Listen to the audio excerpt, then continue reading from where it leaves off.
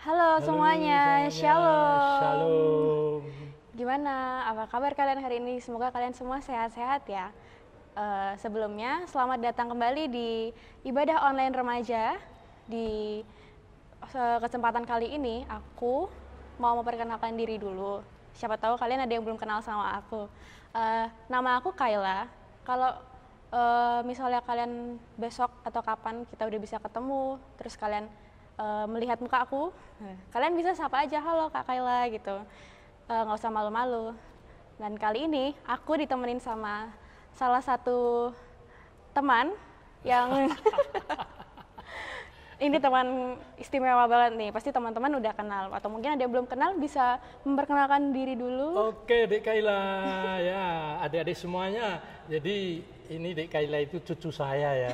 Kan ibunya, Ibu Ati itu anak saya. Jadi saya itu mbah, cucu sama ibu itu. Ya, nama saya adalah Tri Budi Santoso. Saya terkenalnya adalah mbahnya setelah minggu gitu ya, semuanya jadi murid setelah minggu. Nah sekarang saya dipanggil sama remaja untuk ngapain deh Gila? Kira-kira teman-teman ada yang udah bisa menebak belum? Kira-kira Pak Tri di sini tuh mau ngapain gitu ya? Iya, nanti saya akan membacakan firman. Ya. Iya. Oke, kayaknya tuh kita nggak afdol ya, biasanya kalau mau mulai ibadah tuh biasanya kita nyanyi dulu. Kita mau nyanyi dulu ya satu lagu, yaitu Ada Satu Sobatku.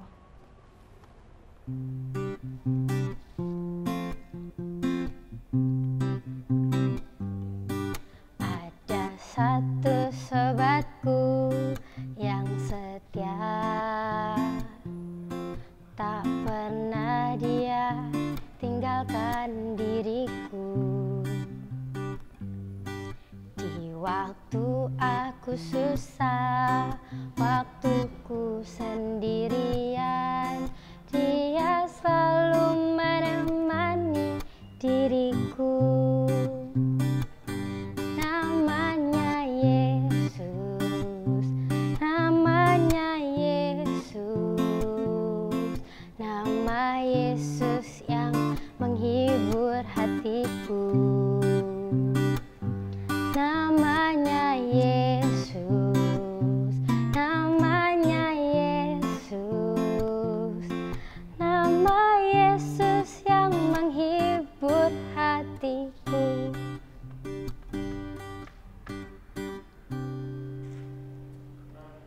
Oke teman-teman, sebelum kita memulai ibadah hari ini, yuk kita berdoa dulu yuk. Mari kita berdoa.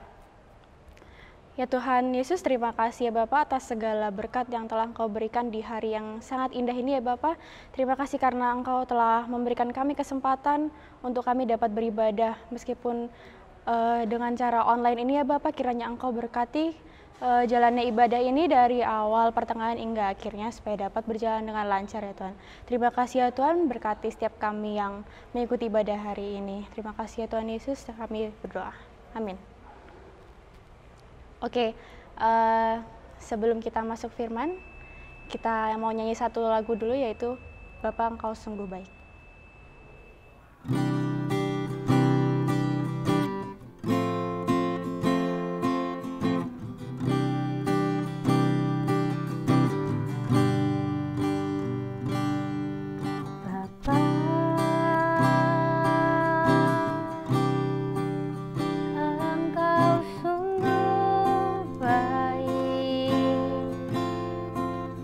Kasih-Mu melimpah.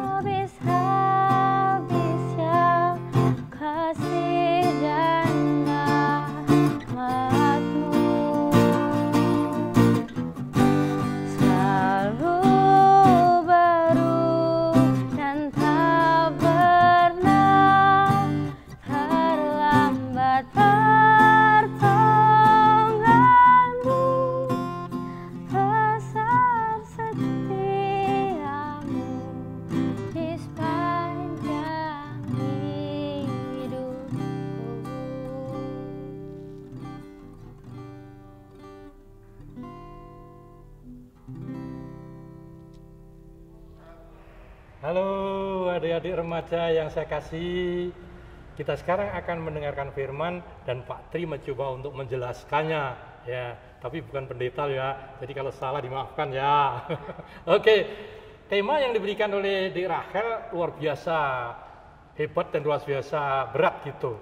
Ya, diambil dari 1 Yohanes 3 ayat 1 sampai dengan 9 yang bunyinya temanya adalah kita semua adalah spesial di hati Allah. Wow, gitu ya. Coba untuk itu saya akan bacakan firman-Nya dari 1 Yohanes 3 ayat 1 sampai dengan 9 yang demikian bunyinya. Lihatlah betapa besarnya kasih yang dikaruniakan Bapa kepada kita, sehingga kita disebut anak-anak Allah. Dan memang kita adalah anak-anak Allah. Karena itu dunia tidak mengenal kita, sebab dunia tidak mengenal Dia.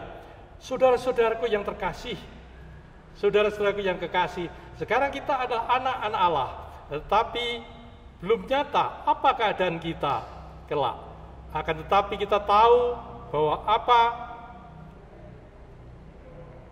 apabila Kristus menyatakan dirinya, kita akan menjadi sama seperti Dia, sebab kita akan melihat Dia dalam keadaannya yang sebenarnya. Setiap orang yang menaruh pengharapan itu kepadanya, menyucikan diri sama seperti Dia yang adalah suci. Setiap orang yang berbuat dosa melanggar juga hukum Allah, sebab dosa adalah pelanggaran hukum Allah. Dan kamu tahu bahwa Ia telah menyatakan dirinya supaya Ia menghapus segala dosa, dan di dalam Dia tidak ada dosa. Karena itu setiap orang yang tetap berada di dalam Dia tidak berbuat dosa lagi. Setiap orang yang tetap berbuat dosa tidak melihat dan tidak mengenal Dia. Anak-anakku, janganlah membiarkan seorang pun menyesatkan kamu. Barang siapa yang berbuat kebenaran adalah benar, sama seperti Kristus adalah benar. Barang siapa yang tetap berbuat dosa berasal dari iblis, sebab iblis berbuat dosa dari mulanya. Untuk itulah anak Allah menyatakan dirinya, yaitu supaya Ia membinasakan perbuatan iblis itu. Setiap orang yang lahir dari Allah tidak berbuat dosa lagi, sebab benih ilahi tetap ada di dalam Dia, dan ia tidak dapat berbuat dosa karena ia lahir dari Allah. Wow, cukup panjang adik-adik ya, adik remaja yang saya kasih gitu. Kembali ke judul tadi, saya waktu terima judul tema tadi dari Dik Rachel itu, aku jadi ndredeg gitu. Wah, kok susah banget gitu. Kita semua adalah spesial di hati Allah. Spesial apanya? Ya, spesial apanya? Adik-adik semuanya ini spesial apanya gitu. Coba kalau kita buka kamus besar bahasa Indonesia ya, apa sih spesial? Spesial itu artinya khusus. Spesial itu adalah istimewa. Spesial itu adalah khas, beda dengan yang lain. Contohnya adik-adik kalau masuk di McDonald itu, McD itu, Anda akan pilih apa? Burger yang besar namanya Big Mac. Ya, Big Mac. Big Mac itu burger yang susun 3 gitu. Kita kalau makan saking istimewanya harus mulutnya itu ya mangap gitu. Karena istimewa. Ya itu istimewanya. Burger itu ya Big Mac itu adalah gedenya itu. Jadi beda dengan yang lain. Mungkin ada yang istimewa yang lain mungkin. Nah, kita tanya ini ayo. Siapa yang kenal Yeji? Ya, vokalis girl band Itzy itu ya. Apa istimewa itu? Apa ya? Ya dia pinter nyanyi. Ya, pinter nyanyi, cantik, dan tingginya luar biasa. Ya. 170. Wah, kalah jauh ya. Ya. Jadi beda dengan yang lain gitu. Oke, yang lainnya mungkin kenal dengan adik-adik kenal akrab dengan Lee Min Ho. Waduh. Siapa itu Lee Min Ho? Cakep loh itu. Oh. Iya, keistimewaan dia adalah kecakapan dia gitu. Itulah dia khas spesial. Lee Min Ho kalau hilang cakepnya, ya, coba aja misalkan hidungnya yang mancung ke bawah itu diputar jadi mancung ke atas. Wah, udah bukan Lee Min Ho lagi, nggak spesial lagi. Nah, adik-adik sekalian, saya sekarang bertanya pada Anda, di dalam konteks 1 Yohanes 3 ayat 1-9 itu, apa yang dimaksud spesial di sini? spesial di sini adalah ketika adik-adik remaja ini yang ganteng-ganteng yang cantik-cantik, Dek Kelia, Dek Rachel, Dek semuanya di sini yang ganteng-ganteng semuanya di sini ya, itu ya semuanya adalah spesial di hati Allah. Makanya dia di dalam konteks ini disebut sebagai anak-anak Allah. Wow, kalau adik-adik ingat ya apa yang dikatakan Pak HRS itu ya, Allah kok punya anak gitu, nanti bidannya siapa gitu. Jadi karena dia memang nggak tahu gitu ya, dia nggak tahu memang kuasa Allah itu luar biasa, sehingga adik-adik remaja ini diangkat menjadi anak-anak Allah seperti juga Tuhan Yesus. Dan Tuhan Yesus di sini mengatakan dalam satu ayat bahwa dia adalah sahabat adik-adik sekalian. Jadi adik-adik sekalian, spesialnya adik-adik di sini adalah karena diberi gelar anak-anak Allah. Luar biasa ya anak-anak Allah, bukan anak-anak iblis loh, anak-anak Allah. Ya, luar biasa. Nah, kita patut berbangga karena kita disebut sebagai anak-anak Allah. Kita cukup berbangga karena kita disebut gelar yang luar biasa itu.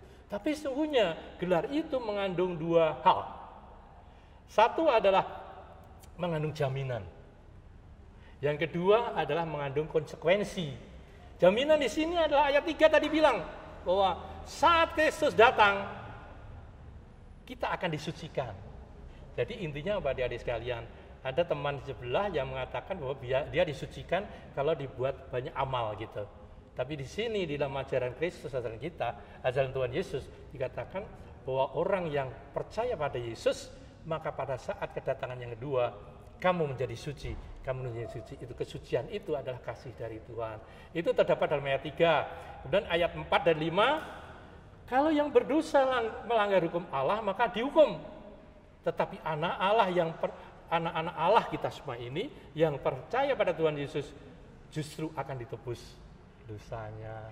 Bukanlah luar biasa, udah dapat gelar ya seperti Leminho yang ganteng tadi, gelar gitu, sudah dikasih gelar, dapat reward, dapat gift, dapat jaminan bahwa kita semuanya akan disucikan pada Tuhan Yesus datang yang kedua kalinya, dan kita akan diberi keselamatan karena Tuhan menebus dosa kita. Ada jaminan, ada konsekuensi, ada reward, ada, saya kira nggak tepat kalau punishment ya, ada ya responsibility kita, tanggung jawab kita. Apa itu? Nah, di dalam konteks 1 Yohanes tadi dikatakan konsekuensi itu ayat 1. Dia tidak akan dikenal dunia. Wah aku sudah ikut idol, wah luar biasa gitu, kan aku salib, bagus, warnanya bagus. Kamu nggak dikenal, kalah. Nah, dan macam-macam. Pelamar kerjaan, saya pernah dulu melamar gitu di suatu instansi di Jogja gitu. Mas agamanya apa? Salib Pak. Ya sudah keluar. Ternyata keluarnya itu nggak diterima, itu luar biasa. Tapi itu adalah konsekuensi kita. Ayat 1 mengatakan bahwa dunia tidak mengenal kamu karena kamu ada anak-anak Allah dan mereka bukan berasal dari Allah. Konsekuensi kedua adalah anak-anak Allah dituntut tidak membuat dosa lagi. Wow, itu. Ayo, siapa yang berani ngaku di sini semuanya? Siapa yang berani ngaku tidak pernah berbuat dosa dan tidak akan berbuat dosa lagi? Ayo, cong. Itu remaja itu apa? Biasanya dibayang-bayangi oleh hantu dosa yang antara lain ada apa? Ngepek. Belajar ngepek itu dosa gitu ya. Udah sekali nggak konangan gurune, Tuhan mohon ampun saya ngepek, 2 kali ngepek lagi, 3 kali, 4 kali, sampai konangan baru sadar gitu. Nah ini dia, padahal Tuhan berkata bahwa anak-anak Allah tidak akan membuat dosa lagi. Ya, monggo sekalian ya, ini sesuatu yang luar biasa. Ya, dan di situ dikatakan di dalam ayat 6 dan 10, bila tetap berbuat dosa terus menerus, maka dia diberi nama, gelarnya dicabut dan diberi gelar anak iblis. Baca itu, baca di ayat 10. Ada dikasih gelar anak iblis. Jadi sayang ya gelarnya tadi yang bagus, dicabut gara-gara dia berbuat dosa terus menerus. Nah dari sekalian, memang kalau orang di selatan sana karena nggak bisa bilang impossible gitu ya.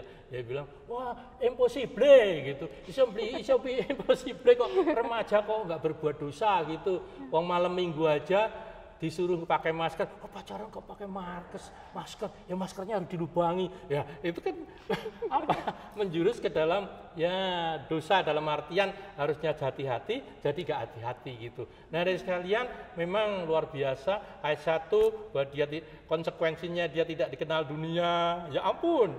Yang ke-6 ayat 6 anak-anak Allah dituntut tidak berbuat dosa lagi, habet loh, tapi harus coba gitu. Yang ketiga kalau tetap berdosa terus menerus maka ayat 6 ayat 10 dia disebut anak iblis. Oke, kita masuk pada orang Jogja kan ini. Orang Jogja senangnya apa? Plesetan. Ya, kepleset gitu, plesetan gitu. Ini ada plesetan bagus ini yang kita renungkan kita.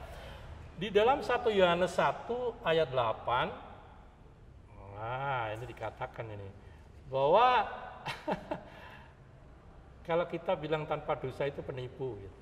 Loh, kan Tuhan Yesus sudah bilang bahwa dia datang adalah untuk menebus dosa dunia kalau dia percaya pada dia. Nah kalau berarti kita kalau percaya pada Tuhan Yesus, nggak dosa dong. Nah kalau nggak dosa kenapa ayat itu bilang bahwa tidak ada yang tanpa dosa. Kalau orang bilang tanpa dosa berarti dia penipu. Itu 1 Yohanes 1 ayat 8. Nah sering dipleset-plesetin gitu. Yang meleset-melesetin siapa? Biasanya teman-teman kita di sekolah dan lain-lainnya. Kamu katanya sudah ditebus tanpa dosa. Itu bilang. Kalau kamu bilang tanpa dosa berarti kamu penipu. Dan bilang Tuhan juga pembohong. Ayat 1 Yohanes 1 ayat 8. Itu sering dipleset-pleset kayak gitu. Apakah itu akan mengoyangkan kita menjadi anak-anak? No. Nah, 2, ada lagi plesetan lagi nih tentang Roma 6 ayat 1 dan 12 gitu. Dia bilang gini, Tuhan Yesus itu kan mengampuni ya. Ayat 1 bilang nih, lah kalau dia mengampuni kalau kita bertobat, ya sudah, buat dosa lagi, bertobat lagi, dosa lagi, bertobat lagi, dosa lagi terus itu. Apakah demikian? Oh tidak. Di dalam ayat 12 dia bilang, Paulus bilang, hendaklah dosa jangan berkuasa lagi dalam tubuhmu yang fana. Jadi kalau ada yang mengecek gitu, Tuhan Yesus bilang penebus dosa, ya sudah kita berbuat dosa terus, ampuni. Dan Tuhan Yesus pernah bilang bagaimana kita mengampuni saudara kita yang bersalah 7 kali 7 kali 7. Berarti kan juga kalau kita berbuatnya sampai segitu juga diampuni. Nah 2 lagi.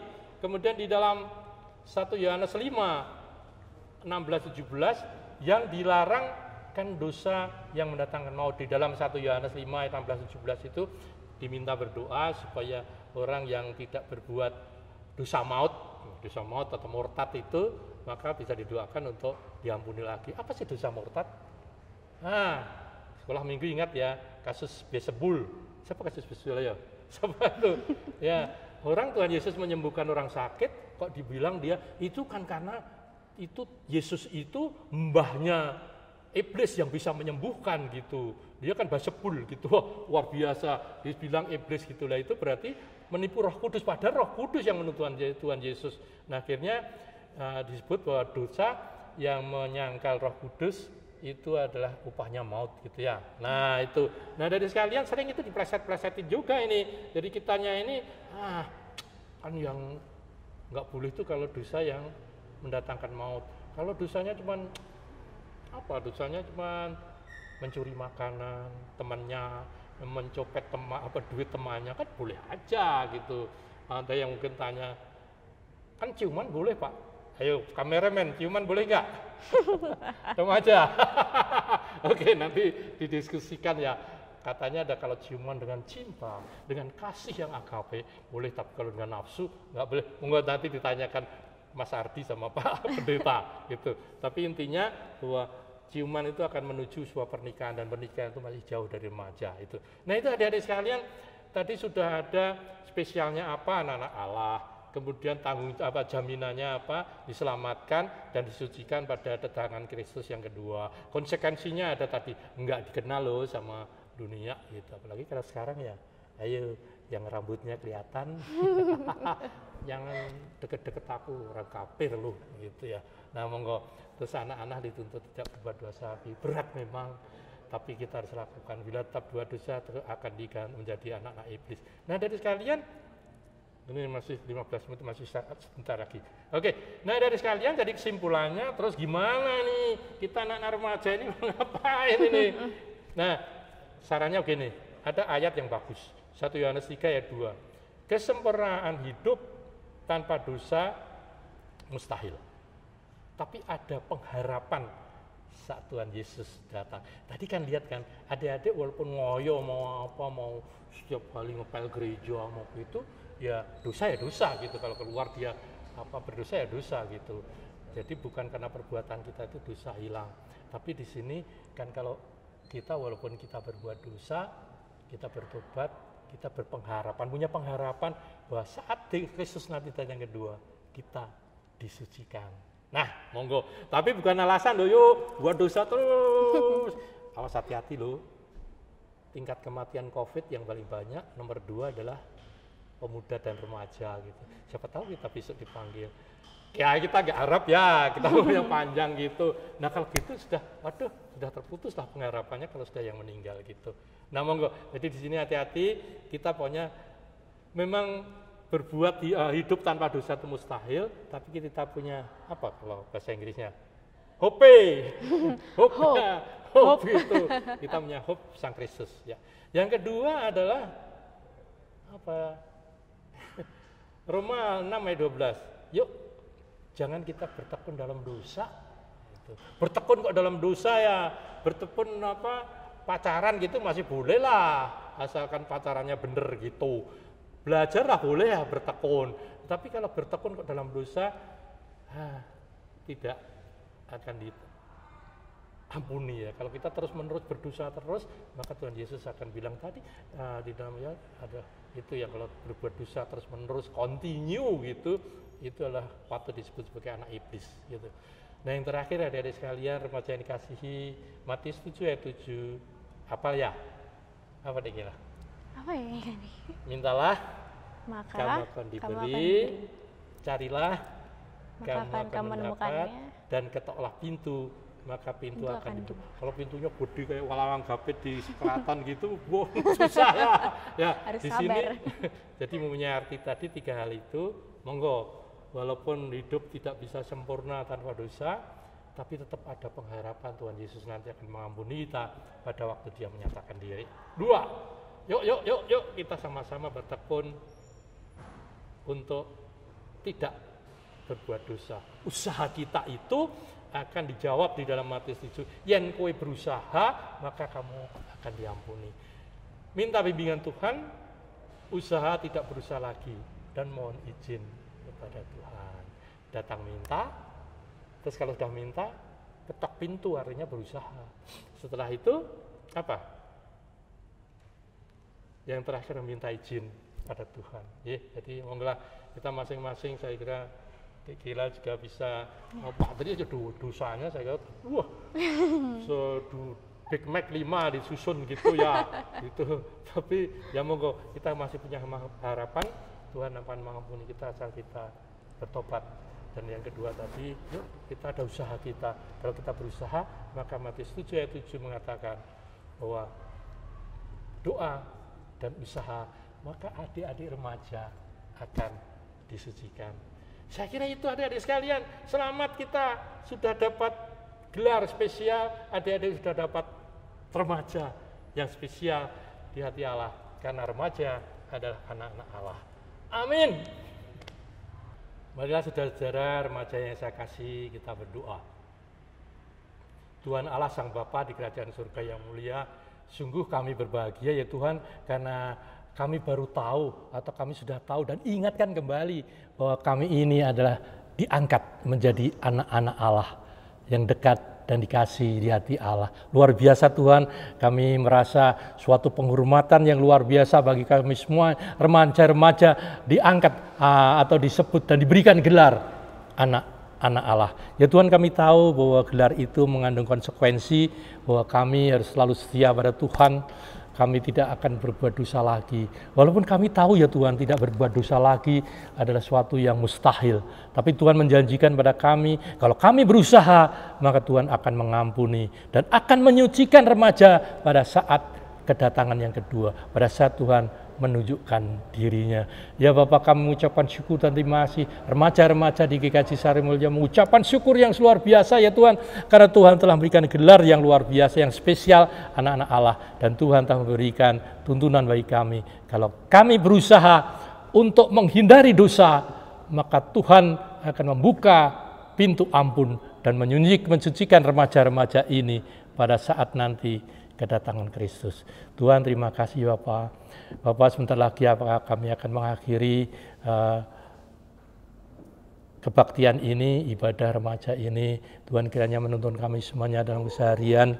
Bapak, tuntunlah kami dalam situasi pandemi ini ya Bapak, sehingga remaja-remaja GKJ Sari Mulya sehat semuanya, dan semuanya bisa meneruskan menjadi anak-anak Allah yang tangguh. Kami ampun dosa kesalahan kami ya Tuhan, dalam nama Sang Kristus kami berdoa. Amin. Wah, gimana teman-teman rasanya setelah mendengarkan firman yang udah dibawain Pak Tri tadi? Kira-kira kita udah merasa spesial belum nih? Sebenarnya kan kita semua itu spesial ya Pak Tri ya? Benar, di hati Tuhan remaja itu semua spesial. Iya, tanpa terkecuali. Pokoknya jangan pernah lupa kalau kita itu sebenarnya adalah anak Allah yang spesial banget gitu. Dan jangan lupa juga sama tanggung jawab ya Pak Tri. Betul, ya. Pokoknya berusaha untuk tidak berbuat dosa lagi, memperbaiki diri. Iya, betul. Terima kasih banyak Pak Tri udah mau bersedia mengingatkan teman-teman remaja di sini kalau kita itu sebenarnya spesial gitu ya. Terima kasih banyak Pak Tri. Oke teman-teman, sebelum kita menutup ibadah hari ini, kita mau nyanyi satu lagu dulu ya, yaitu Sungai Sukacita.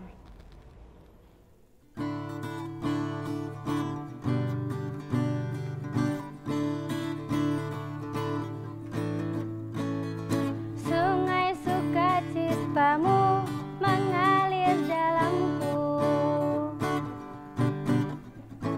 anggur sukacitamu melimpah dalamku. Ku menari dan bersuka, puji-Hu di setiap waktu, sebab sungai